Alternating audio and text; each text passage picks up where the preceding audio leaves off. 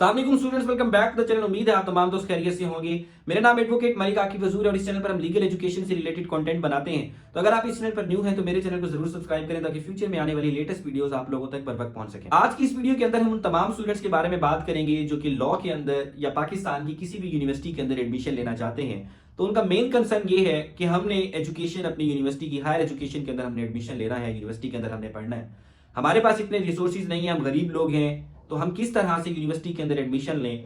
University के अंदर fees का क्या स्ट्रक्चर होता है, यूनिवर्सिटी के अंदर जो एडमिशन्स होते हैं, एडमिशन्स होने के बाद आपको वहां पर कोई स्कॉलरशिप मिलती है या नहीं मिलती, एडमिशन्स की जो फीस होती है उसके अंदर किसी किस्म को आपको रियायत मिलती है या नहीं मिलती, प्राइवेट यूनिवर्सिटीज के अंदर स्कॉलरशिप का क्या सीन होता है, पब्लिक इंस्टीट्यूट्स के अंदर स्कॉलरशिप का क्या सीन होता है, और फ्यूचर के अंदर अगर हमने 4 साल या 5 साल की हमारी डिग्री है, लॉ की डिग्री है, तो डेफिनेटली आपकी डिग्री जो है वो 5 साल की होगी। अगर आप किसी और प्रोग्राम से हैं तो आपकी डिग्री जो है वो मिनिमम 4 साल की होगी। तो 4 साल का प्रोग्राम आपने करना है, 5 साल का प्रोग्राम आपने करना है, यूनिवर्सिटी की फीस है। अगर आप अपना शहर छोड़ के जाते हैं, किसी दूसरे शहर के अंदर पढ़ना चाहते हैं, तो उधर आपको हॉस्टल के अंदर रहना पड़ेगा, आपके फूड एक्सपेंस होंगे, आपके रेजिडेंशियल एक्सपेंसेस होंगे, आपके ट्रैवलिंग एक्सपेंसेस होंगे, तो ओवरऑल स्टूडेंट को बहुत ज्यादा कॉस्ट करने लग जाता है। तो आज की इस वीडियो के अंदर ये वीडियो बनाने का मकसद भी यही है, उन तमाम स्टूडेंट्स को गाइड करना है कि आपकी जो हायर एजुकेशन कमीशन की, आपकी जो एचईसी की हायर एजुकेशन है, वो अगर आपने लेनी है तो आपको वो कितना कॉस्ट कर सकती है और उसमें स्कॉलरशिप का कॉन्सेप्ट कितना है। स्कॉलरशिप के हवाले से जो है मैं आपको आज की इस वीडियो के अंदर गाइड करूंगा। तो सबसे पहले हम लोग बात करते हैं पब्लिक इंस्टीट्यूट्स के बारे में कि पब्लिक इंस्टीट्यूट्स के अंदर आप लोग पढ़ने जाते हैं तो वहां पर एडमिशन का क्या सीन होता है और स्कॉलरशिप का क्या सीन होता है। तो आप ओपन मेरिट के ऊपर सिलेक्ट होंगे। सबसे पहले ओपन मेरिट होगा, फिर कोटा होगा। कोटे के अंदर जो है वहां पर कैटेगरीज आ जाती हैं, जिसके अंदर जो है स्पोर्ट्स कोटा भी आ जाता है, टैलेंट कोटा भी आ जाता है। ज्यादातर जो स्पोर्ट्स कोटा होते हैं, स्पोर्ट्स कोटा वालों को ये प्रोबेबिलिटी है कि वहां पर वो कह देते हैं कि अगर उन्होंने आपको किसी किसी जगह पर देखा है, आपको खेलते हुए देखा है, या आपके स्पोर्ट्स इस नेचर की है, वो आप जाकर यूनिवर्सिटी के स्पोर्ट्स को, या उनका जो मेन मिसाल के तौर पर हम लोग बात कर लेते हैं कि आप बास्केटबॉल के बहुत अच्छे प्लेयर हैं और आपने जो है यूथ फेस्टिवल के अंदर आउटस्टैंडिंग आपने परफॉर्म किया है और आपकी टीम ने आपको यूनिवर्सिटी ऑफर करेगी कि आप आए हमारे पास एडमिशन लें। एक तो आपकी एजुकेशन फ्री होगी, आप आए, और दूसरा हम आपको रेजिडेंस भी फ्री देंगे, बाज़ औक़ात आपका फूड भी फ्री कर सकते हैं।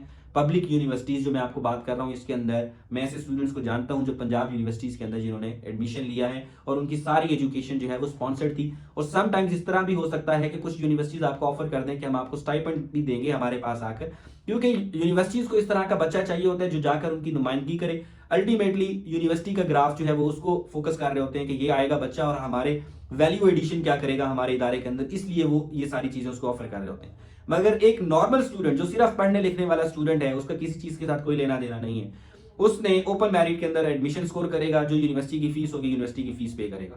फर्स्ट सेमेस्टर की आपको फीस देनी पड़ेगी, अगर उसमें कोई एडमिशन की फीस होगी वो भी आपको देनी पड़ेगी। उसके बाद अगर आपको स्कॉलरशिप मिल सकती है तो आपको नीड बेस्ड स्कॉलरशिप मिल सकती है, आपको पोजीशन वाली स्कॉलरशिप मिल सकती है। मगर ये जो नीड बेस्ड स्कॉलरशिप है, जो पोजीशन वाली स्कॉलरशिप है, ये आपको किसी सेमेस्टर के अंदर मिल जाएगी। मिसाल के तौर पर अगर आपकी फीस है 40,000 रुपए, तो आपको 8,000, 10,000 रुपए या 12,000 रुपए तक आपको ये स्कॉलरशिप सेमेस्टर की आपको मिल सकती है। मंथली स्टाइपेंड आपका नहीं है। जो बेस्ट स्कॉलरशिप आपको पब्लिक इंस्टीट्यूट्स के अंदर मिलती है, जो गवर्नमेंट की तरफ से होती है, जिस तरह से पहले मिलती रही है, पीफ की स्कॉलरशिप मिलती रही है, पीफ की स्कॉलरशिप अभी भी मिल रही है।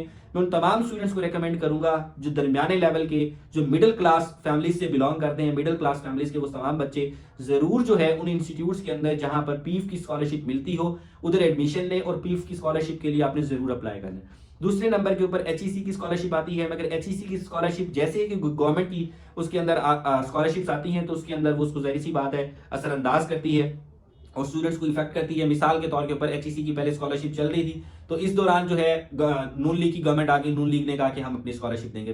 फिर आगे जी इसकी इमरान खान की गवर्नमेंट आ गई, जी मैं आपको एहसास स्कॉलरशिप दूंगा। अब इमरान खान साहब चले गए हैं, दरमियान के अंदर स्टूडेंट्स की स्कॉलरशिप लगी थी, 3-4 सेमेस्टर की उनकी फीसें वहां से स्कॉलरशिप के थ्रू पे की गई हैं। उसके बाद वो स्कॉलरशिप गई, क्या गया, हर चीज गई। तो उसके बाद जो है मरियम नवाज की हुकूमत आ गई, तो मरियम नवाज ने अनाउंस कर दिया है कि मैं जो है स्टूडेंट्स को स्कॉलरशिप दूंगी। रिसेंटली ये स्कॉलरशिप अनाउंस हुई भी है।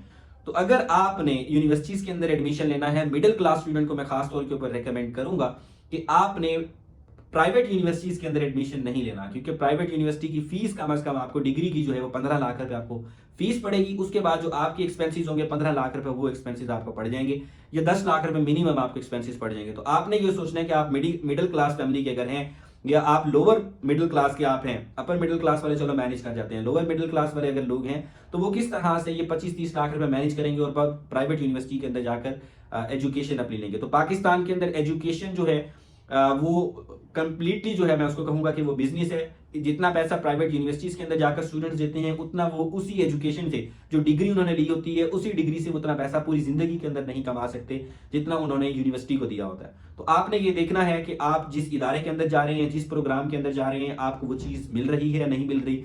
जो प्रोग्राम के अंदर आप एडमिशन ले रहे हैं 4 साल के बाद, 5 साल के बाद ये प्रोग्राम आपको इतना आउटपुट देगा या नहीं देगा, आप इसके अंदर एडमिशन आपको लेना चाहिए नहीं लेना चाहिए।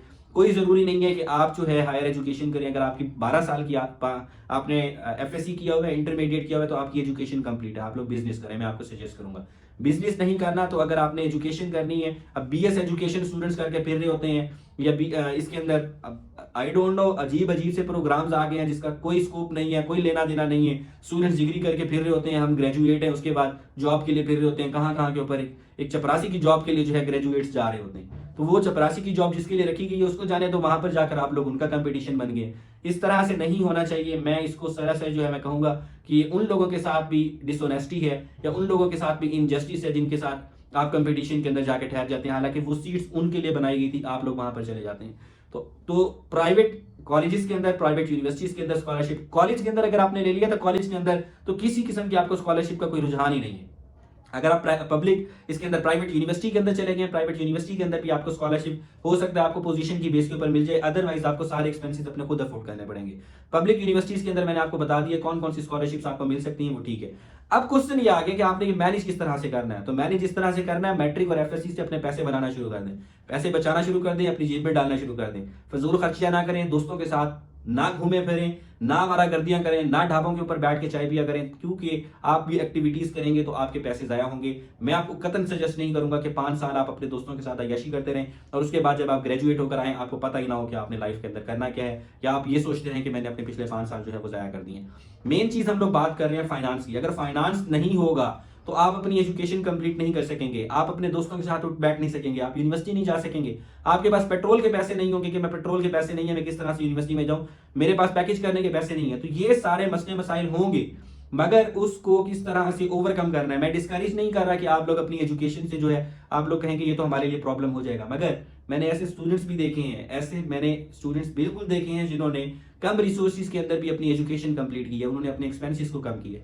एक्सपेंसेस कम करने के बाद उन्होंने देखा है कि हम यहाँ पर रह रहे हैं तो हम कितना अपना मैक्सिमम इनपुट जो है वो एजुकेशन में किस तरह से दे सकते हैं, जो टाइम हमने अपने दोस्तों को देना है उनके साथ टाइम जाया करना है वो हम फ्रीलांसिंग करके किस तरह से पैसे कमा सकते हैं। खुद पैसे कमाएं बच्चों, खुद पैसे कमाएं ताकि आप अपनी एजुकेशन के अंदर सर्वाइव कर सकें।